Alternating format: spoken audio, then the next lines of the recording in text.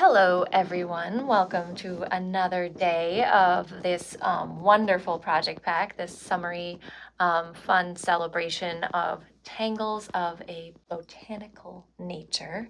My It's name. a great pack. It's a good It one. is really It's fun. good. We were having a lot of fun here. Yeah. My name is Molly Hollova, and I'm here with my mom. Hi, I'm Maria, And and I'll always jump in with anybody. I know you will. Yes, And, you have lots of good comments. So yeah. I'm really glad you're here with me because we were down to a little bit of a skeleton crew here with Yes, this. summer does that, right? Yeah, and so I was excited to have somebody to support me here. And I love Project Packs so much. And every time we come up with a new idea, I can't imagine that it'll be better than one of the other ones. And not that they're better, but I get just as excited Right. every time. It's like having little babies. We have these great materials here, wonderful materials. I'm excited about these new little bags here. And as usual, if you don't have the materials that came in your Project Pack 21, use whatever you have at home. If you do want a project pack and you don't have it yet, they're available at zentangle.com or from some of our certified Zentangle teachers. And if you are just getting started with this project pack, then I encourage you to go back and check out our introductory video, and it'll explain more about these organic tangles and these tangles of botanical nature.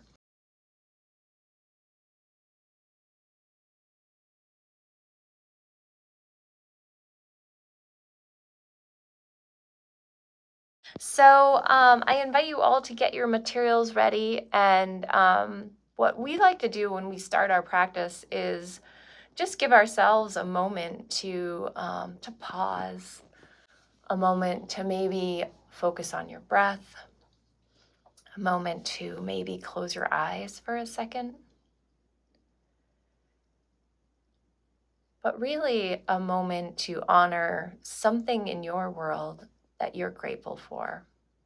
And we encourage you to tap into that thing or things or feelings that fill your cup, those things that energize you and support you and heal you, the things that make you smile, the things that we're grateful for. Yes. I am very grateful, Mom, that you're here with me today. Okay. And Thank you. I have to say, you really showed me a lot of things. And so I feel like a lot of the stuff I'm doing today is actually stuff you've showed me how to do. So Well, that's kind of cool, right? this That's particular botanical illustration that we're doing was actually one that you came up with, and I am going to be teaching it today because you're nursing a little bit of an injury. But I am happy to share it with you all. And it was one of my favorites she showed me, and I was like, I'm doing it. So this, I think, flower that we're going to celebrate today is called a singing mirth blossom. A singing mirth blossom. And this particular species is one that's so striking that when you see it on a walk, you will stop and just be in awe because it's so beautiful. But also, one of the special things about this particular plant is that it does actually make noise. Oh, that's the coolest thing. I know, yeah. I don't know if I know any flowers. I don't, sing. yeah. And so this is a really special species to find. And if you just be very, very, very quiet, you will hear the songs of the singing mirth blossom. Shall we begin? Absolutely. All right. So if you are not familiar with the tangle mirth, it's going to come about in a variation in this. But we're going to start off with some other bits here. So here's how we're going to start. I'm going to begin up in this sort of upper third of the oval here. And I'm starting with my black Micron 01. And I'm going to begin by creating a little bit of a sort of a cradle or a C shape. And I think we actually did this with another one in this series too. So it's kind of this almost little space to begin. So I'm going to create a little sort of C shape. And it can be like the size of your thumb, right? At the tip of your thumb. Yeah, that's a good I can't do that. I can't put my thumb down right. So yeah, that's good to see, or like next to the pen, you can see the space. And with any of these tangles, it doesn't have to be exactly the same size as mine. Yes, thank you very much. I knew it was my thumb size. I wasn't sure about yours. Yes, it's exactly not. So the next thing I'm going to do is I'm going to start creating a tangle we called Fescue, which is an old tangle. That's from like an original tangle, and it's playful and fun, and it's a nice way to kind of begin this. So I'm going to draw these fescues, and then at the end of my fescue, it's a little bit of a variation. So Right. a fescue kind of wiggles up and then has a little ball on the end. Right. Like so. And you can leave your fescue kind of as a singular one, or you can kind of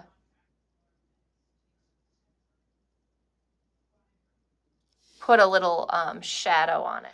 And then we're going to continue to shoot these fescue out. Willy-nilly. They just could go in their own different directions, whether you like it or not. Yeah, and I mean, it doesn't have to be an exact aura. I'm just kind of adding a little bit of, what would you say that is? Like sort of girth, interest, yeah.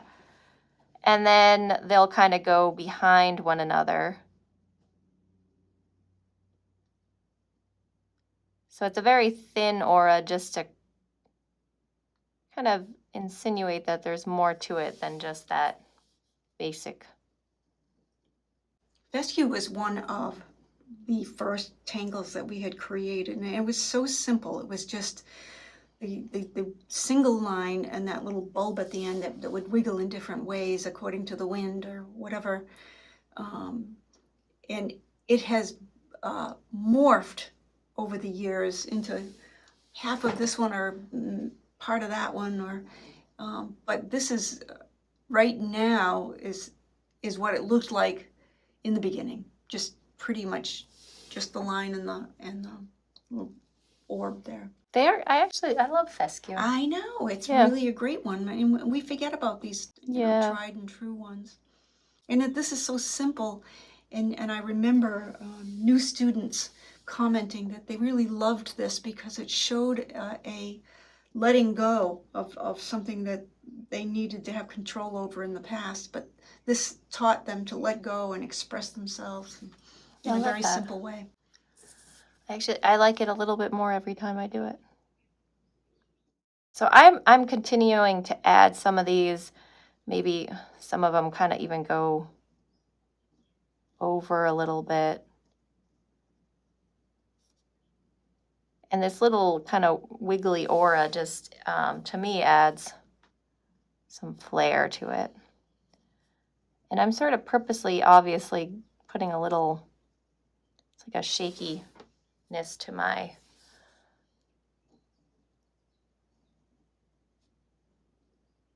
fescues, and I think that adds a little personality. So as an added feature, this looks very fun like it is, and you might choose to leave it as is. I'm going to add a little bit of a tangulation here where I'm going to add a Indirella topper. Is that what you would call it? Yeah, it could be considered that. So she's going to give it a little. Okay, I was wondering what you were going to do. Oh, so I am going to, Indirella goes like this, where it's sort of these little. That's right. And we can so zoom cool. that in a little bit to see. And I actually like it that you're doing it at this point as opposed to as you were going along. You can judge better here how you want these to. Right, they can kind of fall in different places. Because I did think about that when I was doing it. Should I do it as I go? And you could probably try it either way. Well, I think this makes more sense Zentangle wise because now you're doing these strokes over and over. Right. But if you do too many strokes before you repeat them, sometimes it's hard. You lose your way. And then, once you get these on here, you can always add more if you're like, oh, I should put one in here. You can look at your composition and sort of see where things are And I think that's pretty good. So I'm going to leave that as is. And then I think that I'll pretend like that one came over here. I'm going to ink in these sides here just to create A hole. a little hole, yeah. And then when I shade later, the rest of it will kind of, might even come like that, so that it does have that feeling of it being jumping out. There we go. And then the shading will come later. So actually, that's pretty cool. Just like that, yeah. I'm all about process, so I'm always like, that's pretty cool. Fun thing to do when you're tangling is take pictures as you go, because you might things change a lot, and you might go back and be like, oh yeah, that's what it looked like before or after I did a particular thing. So the next thing to do is I'm going to work up to my mirth that I'm adding. But before I do that, I want to make a little bit of a collar here. I want to play around with this arc here. So I'm just going to take a really simple sort of zigzaggy line here. A little bit like a collar, right, Mom? Mm-hmm. Little details like auras, and this is just a variation of that, which can add to the layers of your work. And then I'm going to kind of put some little inky details in here to kind of play around with the contrast. Every little step here is just to add details to your process. So if you're like, oh, I liked everything you did until then, you can always skip any of these bits. So it's your work from start to finish, and you're the student and you get to choose, because you're also the artist and the designer and all that stuff. So we try to kind of show you all lots of little details. Okay, so now we have another layer to our blossom here. The next layer is going to be the part we were talking about, which is two tangles that we introduced about a year ago, which was, one of them is basically a tangle that was also a reticula that we called Pangea. Right. And it's this big sort of like amoeba kind of shape. The tangle, we had a certain particular filler called Mirth, that was basically a filler of this Pangea tangle. So feel free to look up Pangea and Mirth if you're curious about this tangle. But and I actually can show you on another piece of paper just for a second here. I like to do that. So the shape of Pangea is these kind of like blobs. It's like you threw some like slime up in the air and it fell down, and then we would be working with multiple ones to put them together. We're just working with one today as well, so we're going to use that kind of idea for our blossom here, and it's going to build off here. So you can just watch me for a minute, kind of use this like more orby looking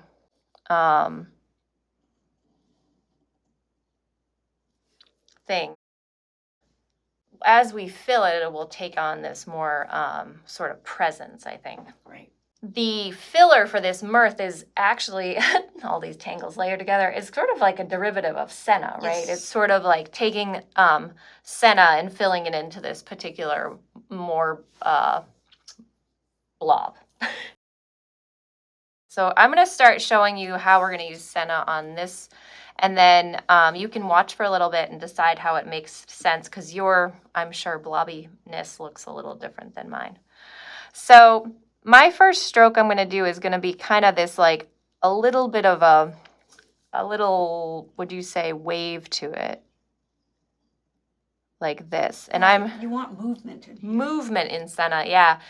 And you aura and add weighting until you decide you need to make a little bit of a change, and then you aura and add weighting. So what we're going to do is do this beautiful stroke, and then at the bottom I'm going to add a little suction cup sort of weighting to the end.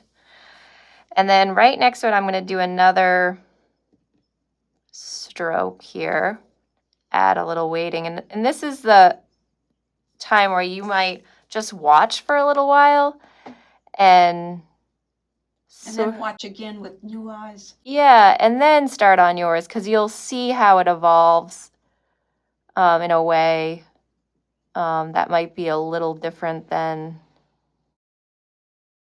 if you were just watching and drawing every stroke. If you are right-handed, you will be doing it like Molly's doing it to the right of the previous line. If you're left-handed, it makes more sense to go in the other direction, just so that you can see the lines really well that you're auraing. So now I'm going to actually start drawing some lines going in a different direction. And that's how Senna becomes a little curious, because it's like you can decide to kind of change the direction to get a little bit of a different, I think, texture. I think that Senna is a sculpting tool. Yes, that's right? What it is. It Totally. sculpts a flat area into these constantly evolving and moving, undulating collections of lines. So I just went off course on that one to sort of allow myself to fill this area, and it sort of gives you an illusion of the lines going in different directions. So now you can see that the petals are going behind each other here. Right. How cool is that? So like I said, this is one that you might play around with a little bit. We say that Zentangle is a practice because it is really that. It's this process of sort of almost journaling our creative expression over and over again and enjoying every step along the way. So don't feel like you need to have this amazing result every time, but learn from your strokes and acknowledge that, it's all part of the process, and don't compare yourself to others. Just work within your own zone. You have a very particular look. We all do. So if your Senna doesn't look like mine, then you've succeeded. All right, so I've obviously gotten almost all of them on here. I'm going to just finish up these last couple here. Like I said, you'll get the hang of it slowly and surely, kind of, and you'll have something cool, I'm sure. All right, so there's my my Mirth part of it, which is like very, very fun, yeah. And I've done a few of these similarly, and each one looks very different, which I like as well. So I'm looking forward to seeing what all of you come up with. All right, so you can see I have this very exotic blossom going on here, and I'm going to put a very robust sort of stem. Well, it here. takes you have to have a head. Yes, you do. I think so. For all that fescue. Yes, and but I think just for starters, because we've been doing this little tucker bit, I'm going to put a place for my tucker because I don't know, I just love this detail actually. It's very fun. So just putting that in to get started. And then I'm going to begin with it just one thin little stem here that kind of goes all the way down and then through, and then aura that. This is just going to be like our base here. We'll build off of that.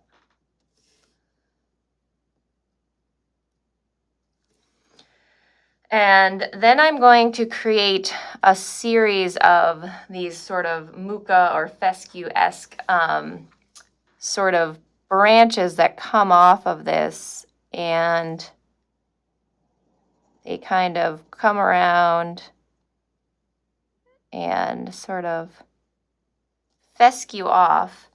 And then I'm going to aura it a little bit different.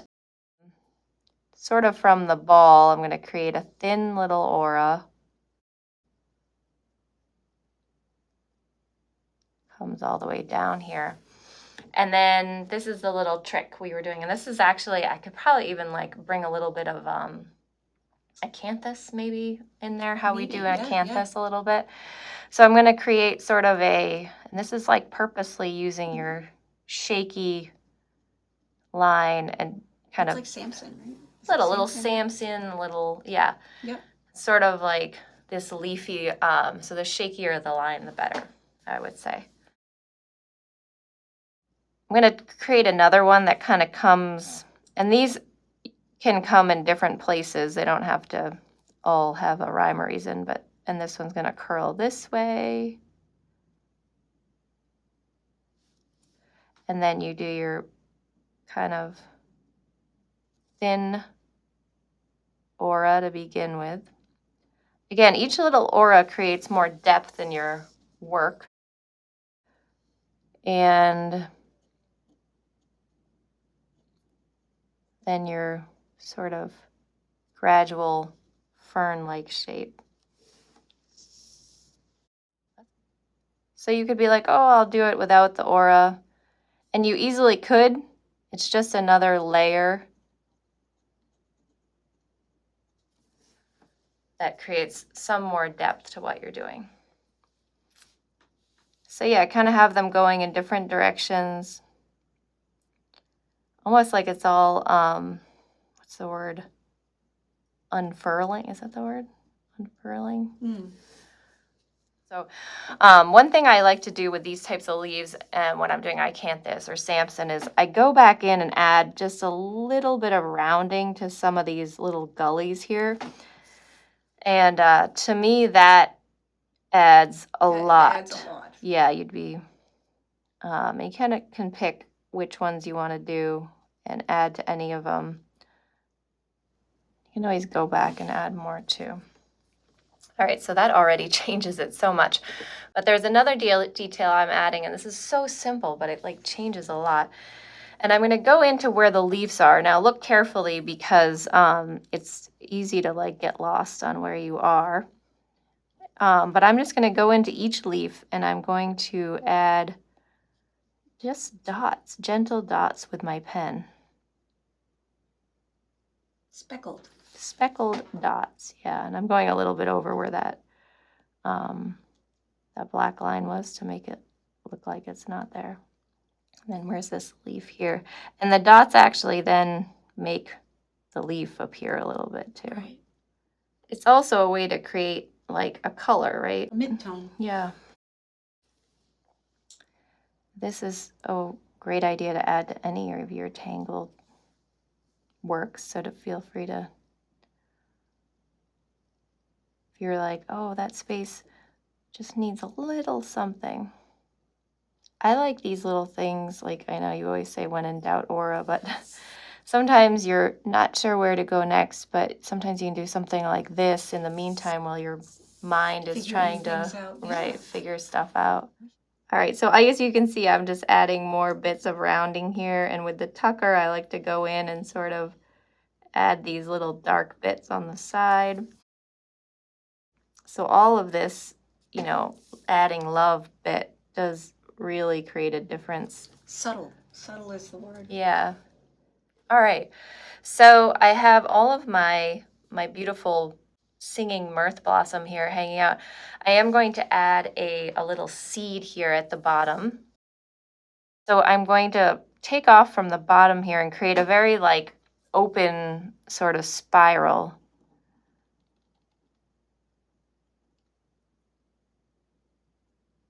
And sort of round it off just like we did.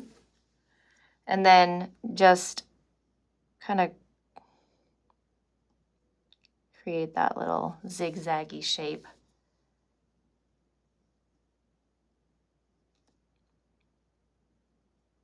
It's smaller, so you don't need as much. And I'm going to put a little bit of those speckles on there. It's like an apostrophe a little bit. How's that lettering, Mom? Perfect. All right. There we go. All right, I think we're ready for some shading. Feel free to get crazy and wild with your own colors. You don't have to do the same color as me. But I think that this center should be sort of an exotic color. And so I'm going to use my blue to kind of play around. So you were talking about the center or The the center? Center. The center At first I thought you said the center. And I thought, no, that's not going to be blue. Right. But you can use any color you want. So I'm putting in the color pretty dark here at the bottom. And I'm just putting it in dark at the bottom here.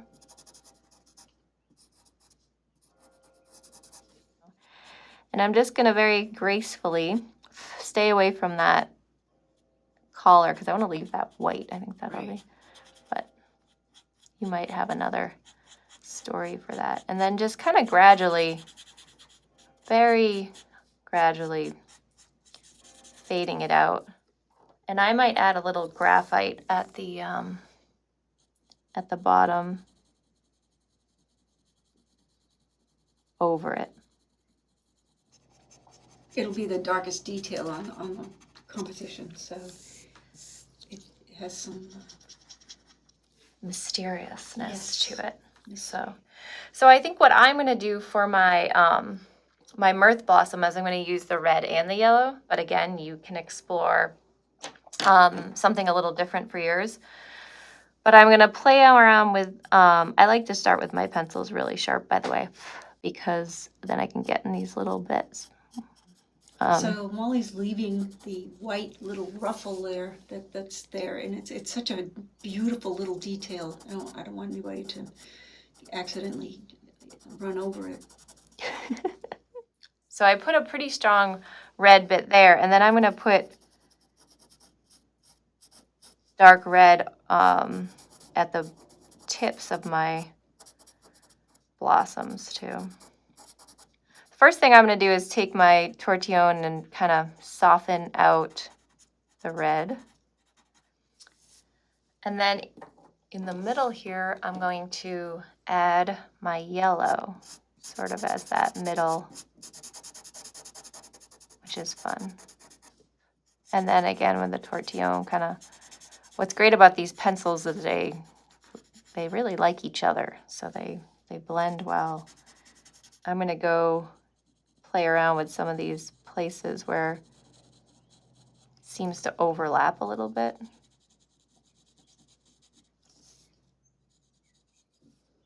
And you can, put your tile or your piece of paper at arm's length and check out where you're at, see what you want to do.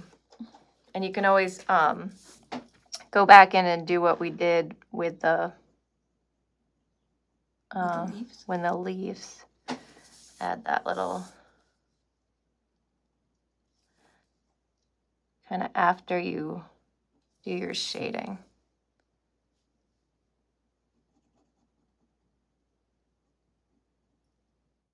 I think with my leaves, I'm going to, again, use your own colors, play around with what you want. I'm going to combine the green and the blue.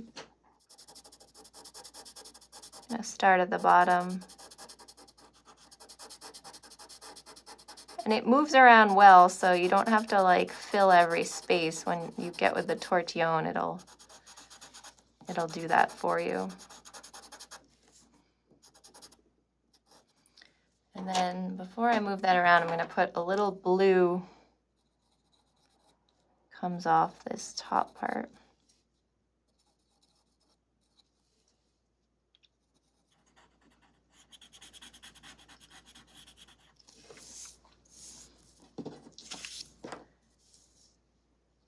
I think I'll just add just a little bit to the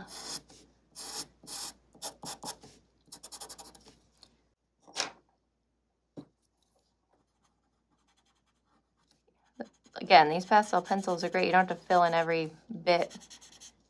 And kind of, and I left some of this bit white to kind of get some natural highlights going. Mm-hmm. And then just, I think, a little bit here and there for some shades.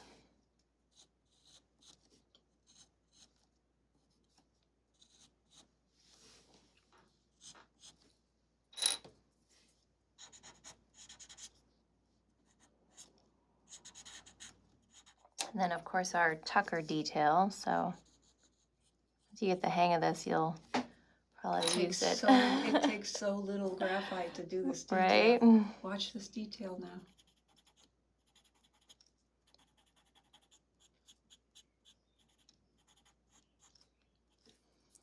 Grab this other tortillon. Yeah, all your tortillons, I'm sure, will end up beautiful colors. Oh, that's amazing. And the seed, I believe the seed is much more blue. But maybe a little bit of green.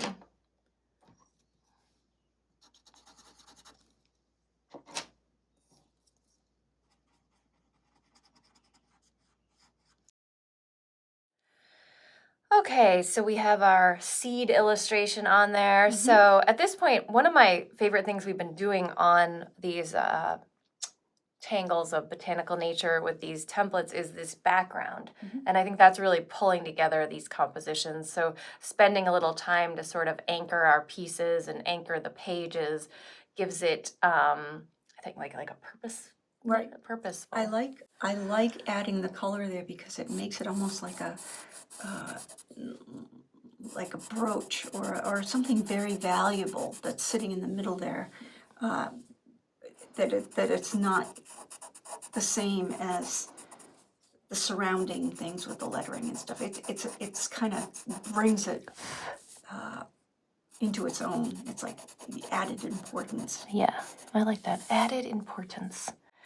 So one of the techniques we've been using is not necessarily coloring in the entire space, but rather just starting from the edges, adding some of these pastel chalks, and then working with what the material is capable of, right? So you kind of learn about your tools, you learn about the materials, and in this case, these generals pastel chalk pencils are a art material that is kind of designed to move around the surface of the paper and blend with other colors and all that. So it's a lot of it's about learning about an art supply, and then not forcing in to do something it doesn't want to do, and then I guess like learning its potential and playing around with what it can do.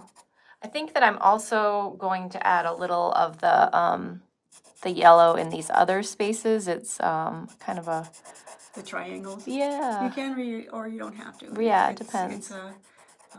You could add more tangles there. Yeah. You can. It's all part of your composition, whatever you're. You could even do like a little example of each of the tangles that were involved in the project. Yeah, Martha did that on one of hers. I was like, oh, that's a great idea. Sort of the blending of all the. Mm-hmm.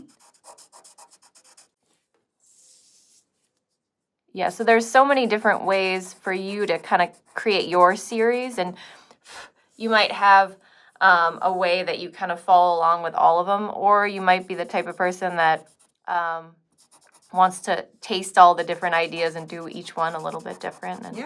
And that's fine too. There's not really like one way to do this, as we often offer you in Zentangle. People sometimes come to us and they'll be like, can you tell me exactly how to do this? And we'll be like, well, we could show you one way to do it. But there is no exact way. And oftentimes what's so exciting is we come up with a way to do something and we teach it that way. And then one of our students comes up with a totally different way to do it. And we're like, no way. Whenever that happens, it's so exciting. So I'm going to find my my tortillon that currently looks the most yellow. We're so technical in this family. Well, I realize that I've been sharing these tortillons with Rick, so. Okay. Enough said.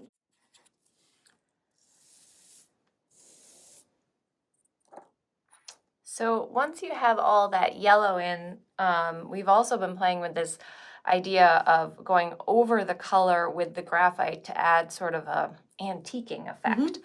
And so also give it some look like it was not a flat surface, right? Right.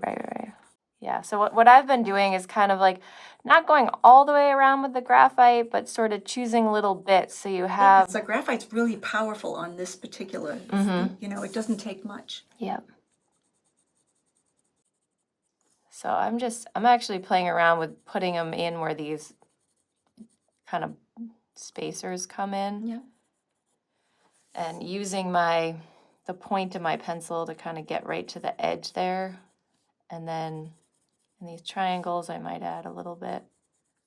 So one thing you might notice if you're new to Zentangle or you've been around with Zentangle for a while, in the beginning when you practice Zentangle, it's all about the tangling, right? It's about the putting ink to paper, and you spend so much time there. And as you develop your practice, we do spend a lot of time in these finishing phases of... It's like frosting the cake. Yeah. It's like, this is what you want to do. You want to play with the at the end to bring in these beautiful results, you know. Yeah. So just, going revisiting that graphite and gently, I'll use sort of a little circular motion, blend them. And it does sort of antique it. It kind of ages it. Like I said, you can just use the tortillon maybe to add little bits here and there. All right, so now we're ready to put in some of our words. So I think we mentioned before that the name of this particular species is a singing mirth blossom. Singing mirth blossom. And a little bit about this particular species. And as we've mentioned, you can name your species whatever you want, and you can give it its own descriptions and where it lives. You don't have to necessarily follow along with exactly what we're doing, because this is your collection, your variations, your experiences. So whatever it is that you'd like to do, and you are welcome to share with ours if that feels good too. So for some of the tangles we used in here, we definitely used Mirth, which is related to Pangea, but I think I'm just going to put Mirth there for now. We used kind of a little bit of I guess it could be Fescue or Sprinkle. Should we put both in? I would put Fescue / Indirella. Okay, right. Okay. Which ends up looking like Sprinkle. Yeah, so I might just put both there. I think that the way that Mirth is done in this way does have some Senna connection. So I'm going to put Senna in here. In my research, I might. But Senna is in the Tangle Mirth. Yeah, so, yes. But I think it's good to know, like, when you're studying these things, like, where they come from, yeah. And then I feel like these leaves have some Muka connection, and Samson. And Samson, yeah, thank you. I knew there was one more. All right, well, that's actually a lot of influences that, like, pulled us into this, so that was fun to do. Where does this plant actually grow? This one is most commonly, and if you're looking for one, you might find one. This is a place where you go. So you would most commonly say that these are found by a babbling brook in small New England towns. So, of course, this is where we live, so we are more familiar with these native species. And the reason you would find this plant near a babbling brook is that it is actually very communicative. Yes. Because it's a singing mirth blossom. It does actually thrive when it can talk. Interact. Yeah. So it tends to mimic songbirds and maybe the babbling brook. And maybe humming people or whatever. And we'll get to that in a minute. But and maybe the babbling brook. Right. So that is a good home for it, for sure. It is very interesting that the singing mirth blossom, the dried blossoms can be used decoratively and aromatically. Ooh.